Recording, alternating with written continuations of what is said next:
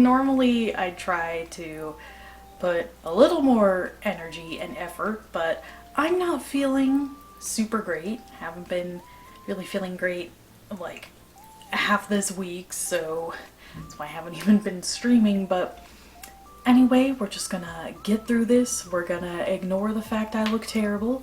And today we are going to talk about, give me one sec while I wipe off my glasses, but we are going to talk about Harvest Moon Winds of Anthos. So let's get right into the story.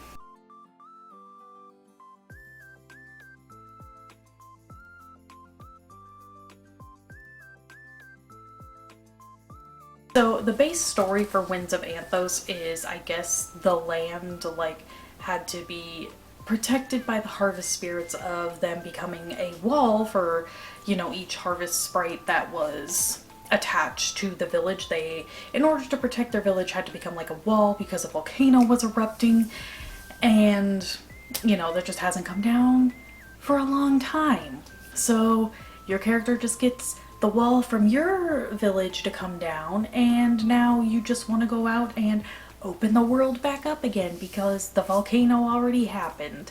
So I mean, it's a farming simulator, so with story, that's the most base of the story. But now we're gonna move on to the gameplay.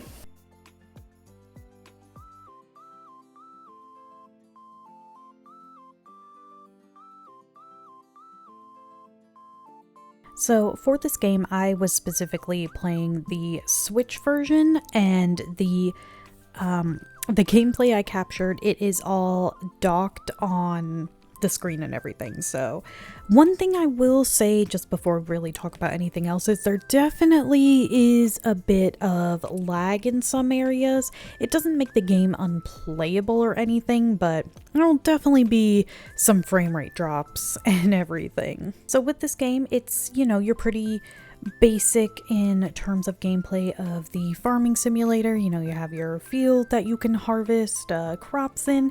You actually end up, as you go through the game, having multiple fields that you can be harvesting crops at, regardless of whether your house is next to it or not. And then of course you also have your barn where you can raise chickens, cows, sheep, whatever livestock. You can have your horse to ride around, which you're probably going to want to have a horse to ride around, given it is a very big map and very open world. So you're probably going to want to get one of those, even though they don't necessarily make you money. But you can also have a house pet, and there's a lot of different things you can have. You can have different kinds of cats, dogs. I have a fox.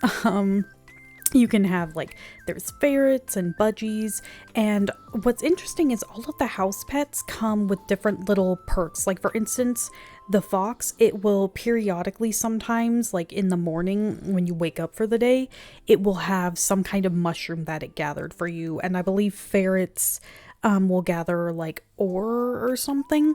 But yeah, they all have these little unique perks that they can do. So that is something to keep in mind when picking a pet. And sorry about my dog snoring in the background. So everything about the game, you have your normal you have quests that people will ask of, either bring vegetables or fertilizer or certain fish or whatever. And a lot of them are just optional in that just building relationship with people and bringing the value of your town up, because your town, all the towns have a 5-star rating system. So doing quests and everything will raise the value of the town, and it will make it so that shops will have new items in stock and everything. So it can definitely be worth it to take the time to complete quests, so that way you can upgrade the town and therefore have new stuff to buy at the shops. There's of course also a system of, you kind of make friends with people, and of course there is a romance system with a certain number of men and women that you can romance. And I don't know if you can have multiple kids. I believe you can, but you can have kids in this game. This is one of those Harvest Moon games where you can. Not all of them can you do that, but hey, if you want to live out a homesteading farm family dream, there you go. This would be the game for you. So honestly, I like the art style of the game even. It's kind of the cartoony, but I think it looks good. The people, I like the way they look. They all look pretty unique. The animals are adorable. And honestly, some of the sceneries and everything are really, really gorgeous. Like the way the sky will look when the sun is going down or with the moon, like it can look really gorgeous, even, you know, on something like the Switch. So that is something that is definitely a bonus for me. But anyway, let us now jump onto my thoughts and opinions.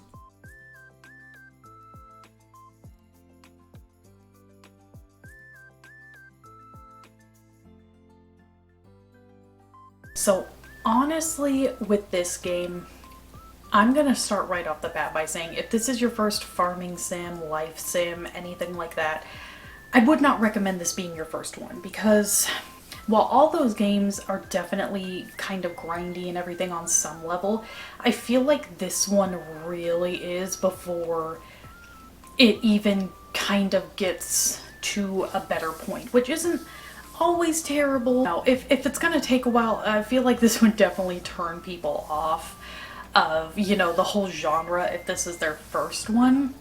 So I definitely would not recommend this as like a first pick when it comes to if this is your first game ever playing in this kind of genre. Honestly though, once the game does pick up, it does, you know, does get good and interesting. It's got, you know, plenty of the options you have for, you know, the crops you can grow and just the different ways to make money to be able to like upgrade your house and have the relationships and all that, and you can have the pets. And now one thing I will definitely say is the open world idea is good, is interesting. It's nice to have a bigger world to explore in a game like this, but the one problem is I can understand, given the nature of the story of the game, why the open world is so empty, but at the same time too, that does make it kind of boring to explore, because it just kind of feels like you're exploring just to find the transport, just to unlock the next village, and you're not even really looking for anything else except, you know, the couple odd seeds, but you're only looking for like the 4 towns. That's it. So it's like, why have this giant big open world and not have really anything in it to explore? Because like, take for instance like something of Breath of the Wild, it's, you know, it's an open world and it's very easy and entertaining to just get lost exploring. Like you end up putting the main story on the back seat because it's enjoyable to explore. There's so many different things to find and everything, whereas Winds of Anthos, like I said, in some ways it does make sense because, you know, oh, the whole like area was hit by a volcano, but it's like now though it does make it very boring to explore, because why would I explore? There's like it feeling like filling out the map.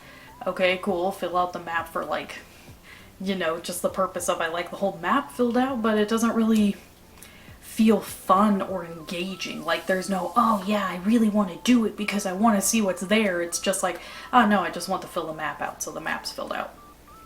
Which is, I mean, it's really disappointing because I do, not all games have to be open world of course, but it's like I do like open world games, and I feel like it would be cool to have a kind of Harvest Moon game in an open world, but we definitely need to have stuff in the world besides just like the main villages for the story quest in order to find, because at that point, unless I'm just looking for like particular seats or something, I basically don't bother going back to most of the places that I even found on the map.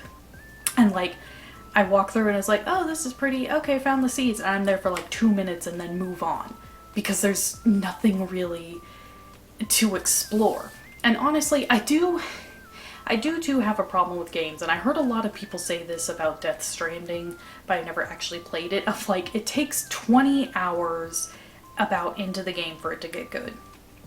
And I would agree, like Harvest Moon, because a lot of people have said that about Winds of Anthos as well, that it's like Death Stranding in that, and that it takes about 20 hours.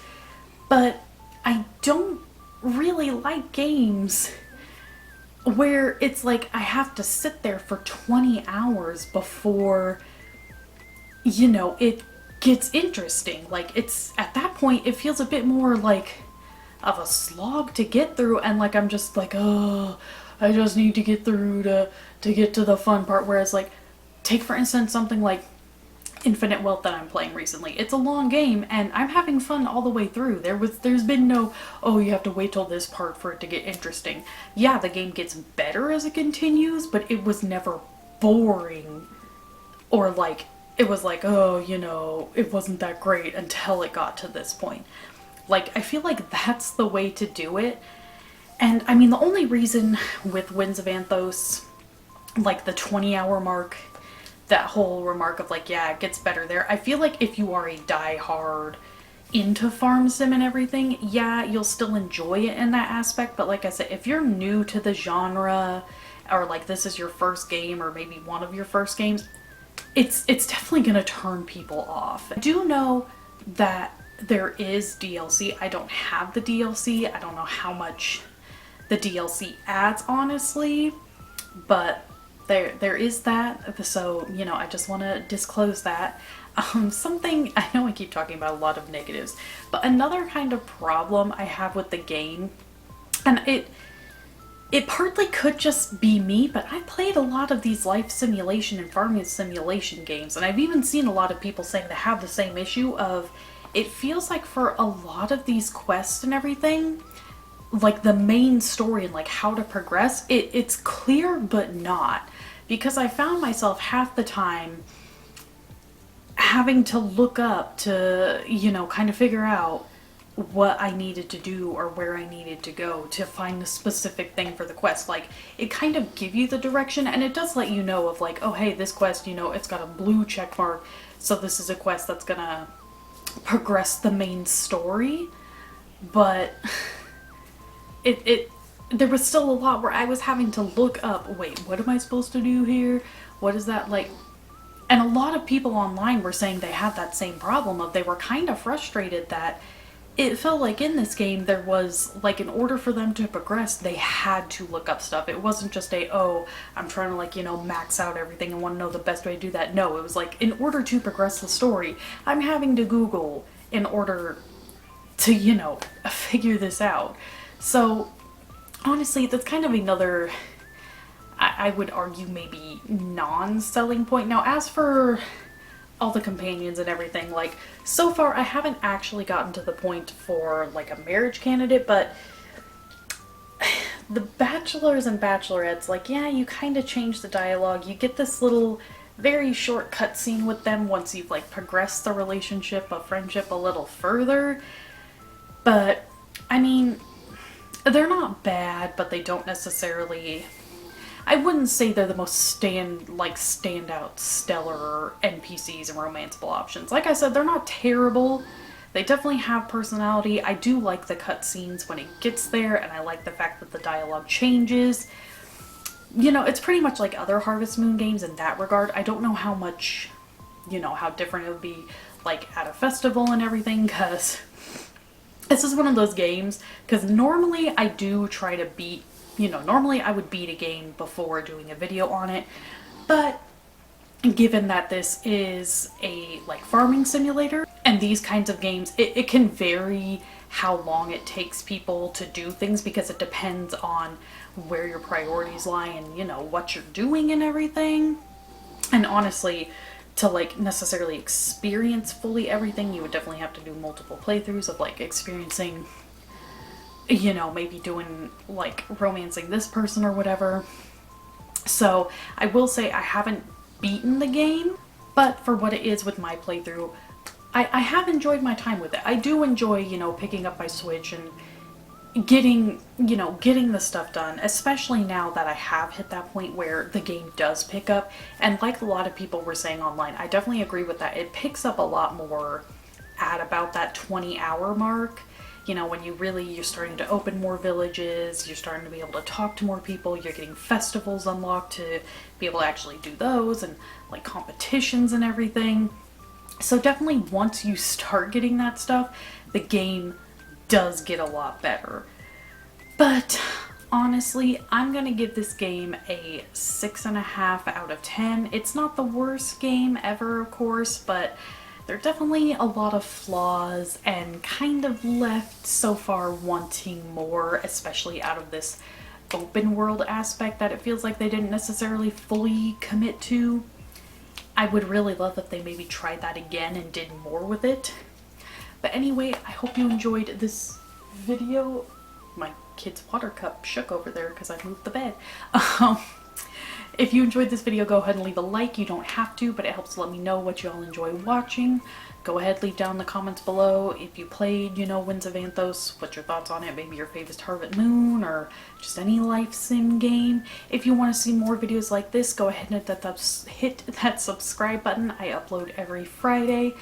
Twitch, Instagram, Twitter, Discord, all linked down below. Twitch, like I said, I haven't been active on my Twitch as much just because this week I haven't been feeling that good, but yeah, normally Tuesday through Friday is when I stream. That whole schedule is on my Twitch, but yeah, I will see you all in the next video. Bye!